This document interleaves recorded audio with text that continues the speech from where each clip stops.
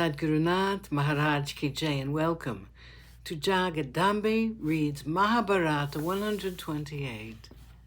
As you may remember, Yudhishthira lost everybody, including Draupadi, at the game. She must get familiar with her duties. Vidura got up and said, Duryodhana, even now it's not too late. Do not go any further. You're like a deer which unthinkingly provokes a tiger. These Pandavas should be considered as terrible snakes which spit poison. Do not rouse them.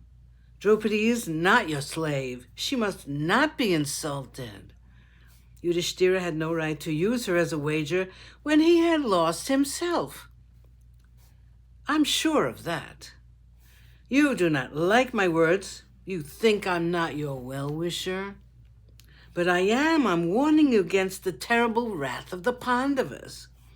If you do not heed my words, you will be destroyed, and all your brothers and your friends along with you.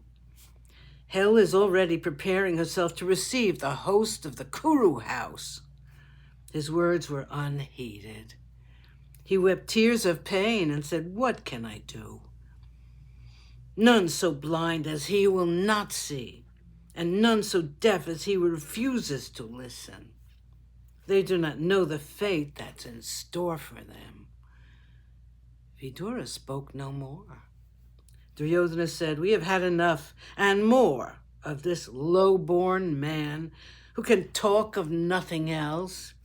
He looked around and his eyes fell on an attendant of the court.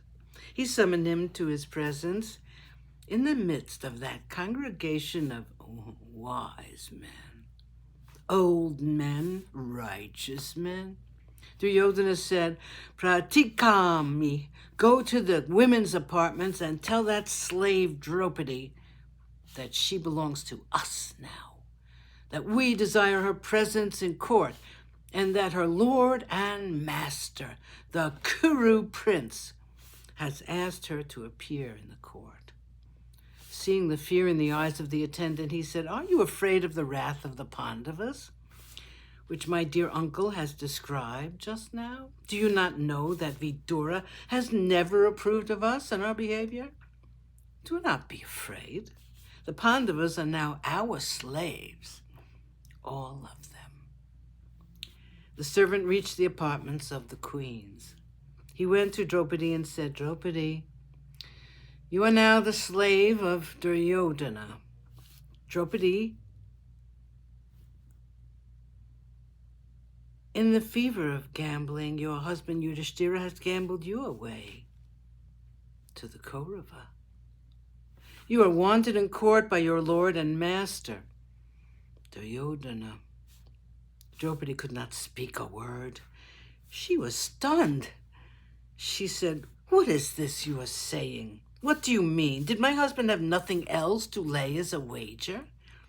Has he lost all his senses? How can he gamble me away like this?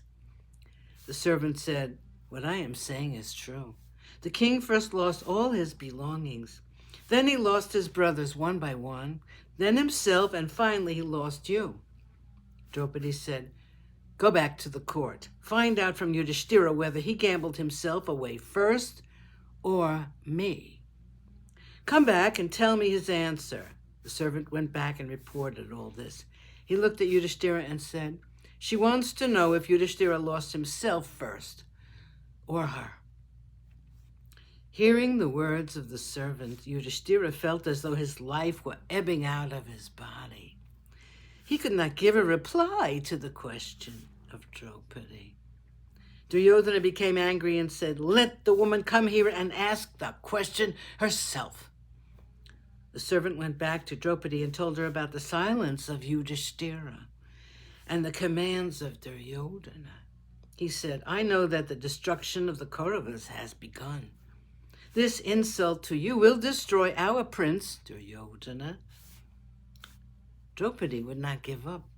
She said, Go back once again to the court. Ask my husband what I should do. Sadgurunath Maharaj Ki Jai, thank you for coming. I hope you come again.